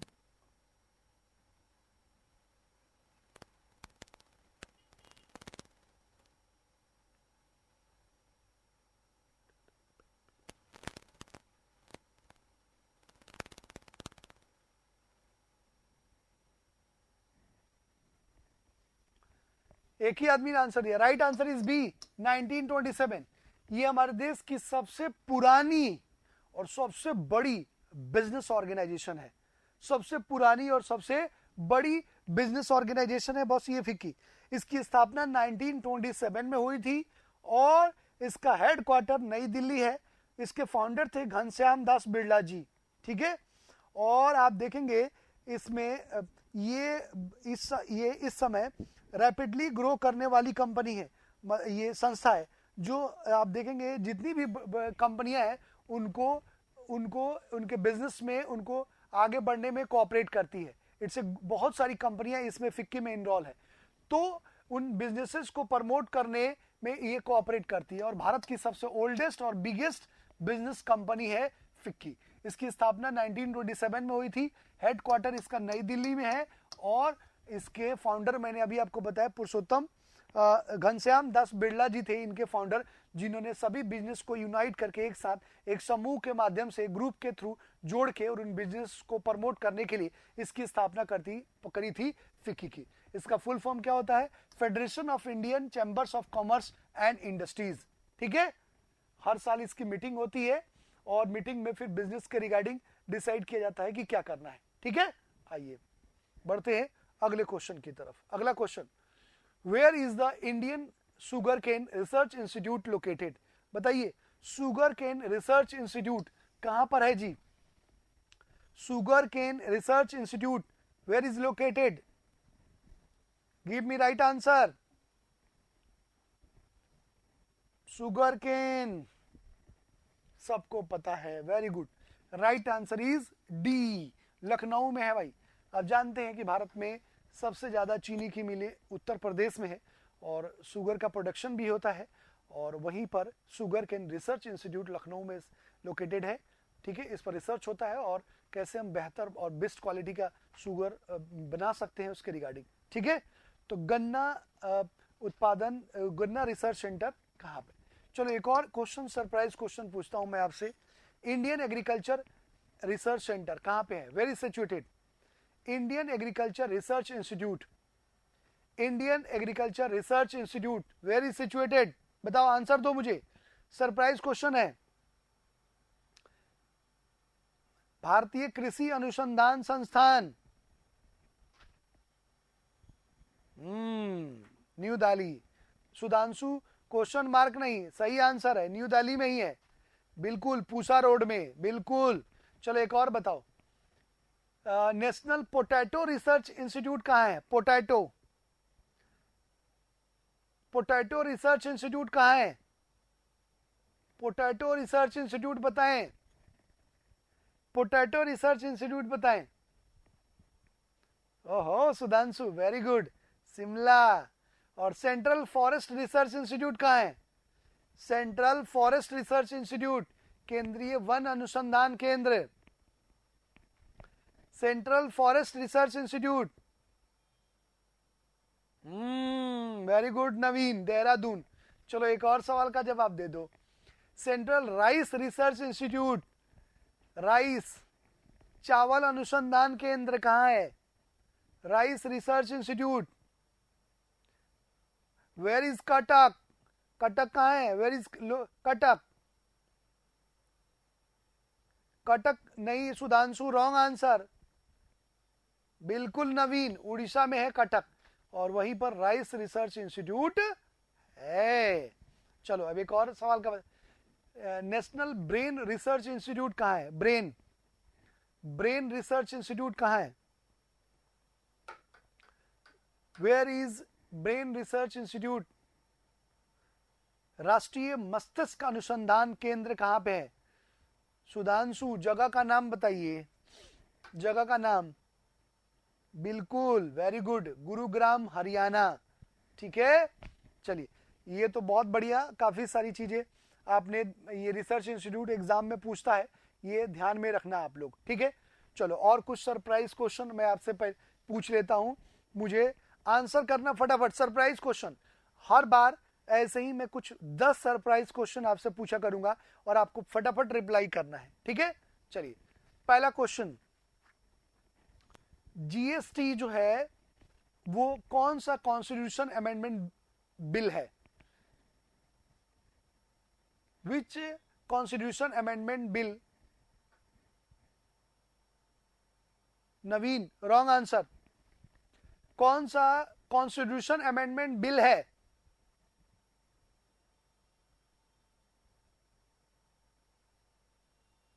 Give me answer. Exactly Sudhanshu. मैं अब तुम यहां कंफ्यूज नहीं होना है भाई। मैंने कहा कॉन्स्टिट्यूशन अमेंडमेंट बिल और एक होता है कॉन्स्टिट्यूशन अमेंडमेंट एक्ट। इन दोनों में डिफरेंसेस हैं। कॉन्स्टिट्यूशन अमेंडमेंट बिल और कॉन्स्टिट्यूशन अमेंडमेंट एक्ट, क्या डिफरेंस है जी दोनों में? कॉन्स्टिट्यूशन अमेंडमेंट एक्ट और बिल में क्या डिफरेंस है, मालूम है ना भाई? बिल का मतलब ये है कि प्रेसिडेंट, लोकसभा और राज्यसभा, इन तीनों से जब तक अप्रूवल नहीं मिल जाता तब तक तो वो बिल है। जैसे ही इन तीनों के सिग्नेचर अप्रूवल मिल गया वो बिल बन गया एक्ट। तो ये था 122। और ये कौन सा था? कॉन्स्टिट्यूशन अमेंडमेंट एक्ट कौन सा है सुधांशु? अब आए ना लाइन में नवीन। पहले 102 बता रहे थे, अब 101 बता रहे हो। तो ये है 101 कॉन्स्टिट्यूशन अमेंडमेंट एक्ट और 122 कॉन्स्टिट्यूशन अमेंडमेंट बिल। चलिए अब मुझे ये बताएंगे कि जीएसटी जो है वो कितने टैक्स स्लैब में डिवाइड किया गया है? बताइए, जीएसटी कितने टैक्स स्लैब में डिवाइड किया गया है? Give me answer. जीएसटी कितने टैक्स स्लैब में? हाईएस्ट और मिनिमम, हाईएस्ट और लोएस्ट रेट बताओ। जीएसटी कितने टैक्स स्लैब में डिवाइड किया गया है बताइए?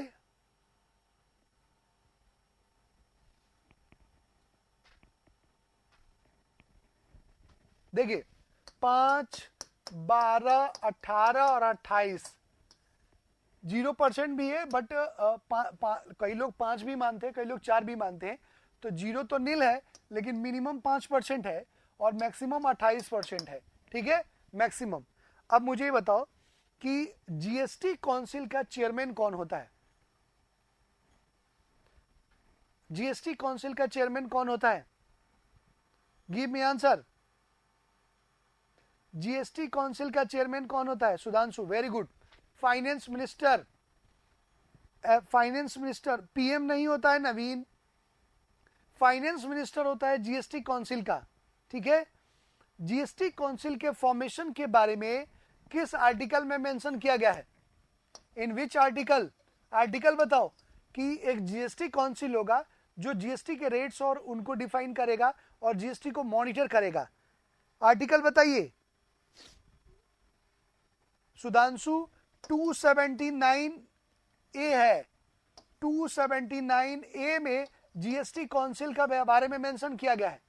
अच्छा, इसमें स्टेट्स का कितना पार्टिसिपेशन होगा? कितने मेंबर्स स्टेट के पार्टिसिपेट करेंगे जीएसटी काउंसिल में सुधांशु? कितने मेंबर्स पार्टिसिपेट करेंगे जीएसटी काउंसिल में स्टेट से? नहीं पता। 2/3, 2/3 मेंबर्स जो हैं वो जीएसटी काउंसिल में स्टेट से बिलोंग करेंगे, स्टेट से होंगे। इसी वजह से आज भी कई सारी चीजें हैं जैसे पेट्रोल, डीजल, इलेक्ट्रिसिटी और लीकर, ये अभी भी जीएसटी में शामिल नहीं हुआ है, क्योंकि स्टेट्स जो है वो बाइकआउट कर रहे हैं और स्टेट्स की मेजोरिटी है वो इसका बाइकआउट कर रहे हैं कि भाई हम इन चीजों को नहीं आने देंगे, क्योंकि उनके लिए वो सोने का अंडा देने वाली मुर्गी है। ठीक है, आइए बढ़ते अगले क्वेश्चन की तरफ। आइए अगला क्वेश्चन बताइए सर।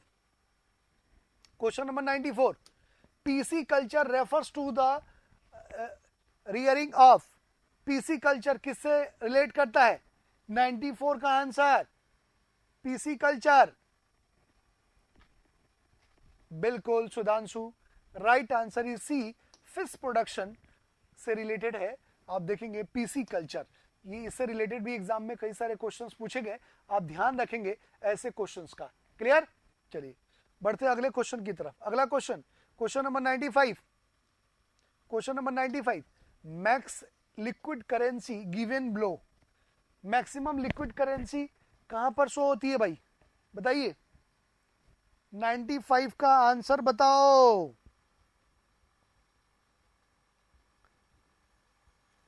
95 का आंसर बताइए जल्दी फटाफट। सर नहीं पता। वेरी गुड, नहीं पता। आंसर बताओ, मैं अभी 2 मिनट में डिफाइन कर रहा हूं।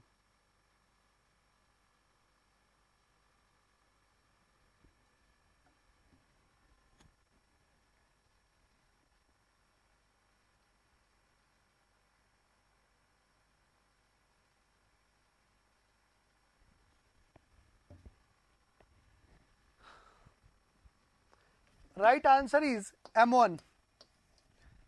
95 का राइट आंसर है M1। नो आइडिया सर, मैं अभी समझा रहा हूं 2 मिनट में इसको, ये क्या है।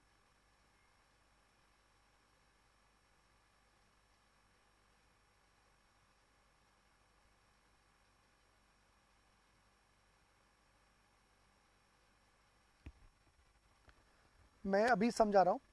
देखो, गवर्नमेंट के द्वारा ये डिसाइड किया गया कि मार्केट में मनी की लिक्विडिटी और मनी कितना है, इसको हम कैसे मेजर कर पाएंगे। तो इसके लिए ये शुरू किया गया मेजरिंग मनी के लिए M1, M2, M3 और M4। ठीक है, इसके थ्रू हम मनी को मेजर्स करते हैं कि मार्केट में मनी की फ्लोटिंग कितनी है और कहाँ कहाँ पे है। ठीक है, तो इसके थ्रू इस मनी को मेजर करने के लिए ये एक नया पैरामीटर शुरू किया गया मनी मेजर्स का। ठीक है, तो M1 जो है वो सबसे ज्यादा लिक्विड मनी रखता है, मतलब लिक्विड मनी को शो करता है M1। अब इसको मैं, इसके 4 पॉइंट्स हैं M1 में क्या क्या शामिल है, जैसे बैंक डिपॉजिट्स ऑफ बैंक, उसके बाद ये FD ऑफ बैंक, उसके बाद पोस्ट ऑफिस के डिपॉजिट्स, ये M1 में शामिल होते हैं। फिर M2 में क्वाइंस, फिर जो लोन में दिया गया है वो, फिर 3 में, ऐसे अलग अलग करके पॉइंट्स इनको डिफाइन करने हैं जिससे पता चलेगा। तो M1 में क्या क्या शामिल होता है, M2 में क्या क्या शामिल होता है, M3 में क्या क्या शामिल है और M4 में क्या क्या शामिल है। ये पॉइंट्स मैं अभी आपको बता देता हूं कि इनमें क्या क्या चीजें शामिल हैं, जिससे आपको समझ में आ जाएगा कि लिक्विड का मतलब क्या है। तो 1 मिनट मैं बता रहा हूं,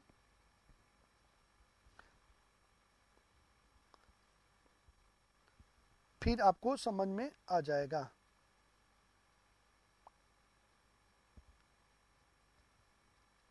ठीक है, तो चलिए इसको देखते हैं हम लोग, मेजर्स मनी में कैसे कैसे मेजर्स करते हैं हम लोग इसको, और क्या क्या चीज़ें इसमें शामिल होती हैं।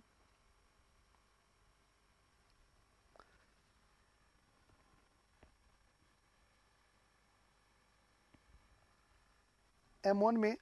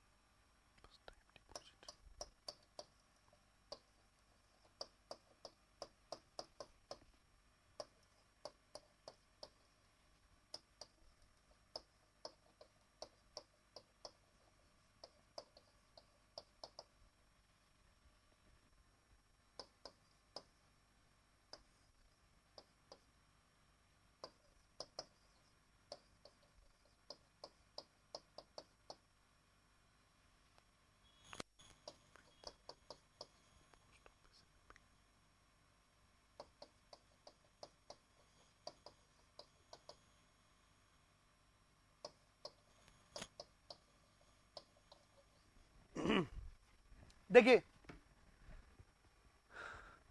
मनी को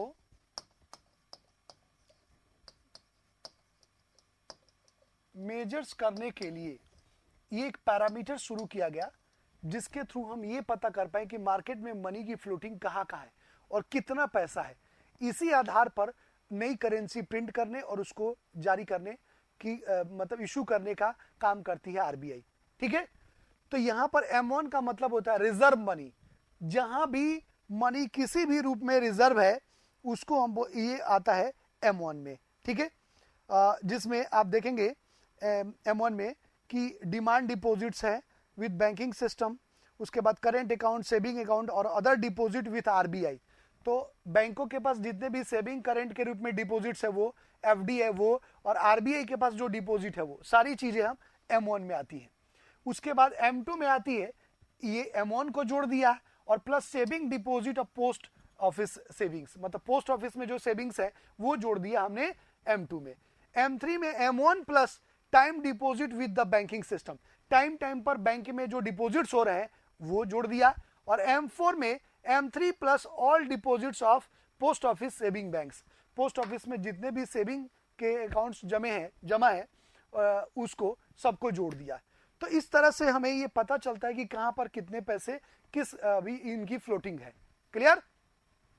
तो M1 को हम बोलते हैं ब्रॉड मनी, जहां सबसे ज्यादा लिक्विड मनी होती है, मतलब जो भी पैसे रिजर्व है वो उससे पता चलता है कि इतना अमाउंट 15,000, 2,000, 10,000 करोड़ का ये लिक्विड मनी जो है ये अभी रिजर्व है, जब चाहे तब इसको हम इशू कर सकते हैं। तो M1 इज राइट आंसर।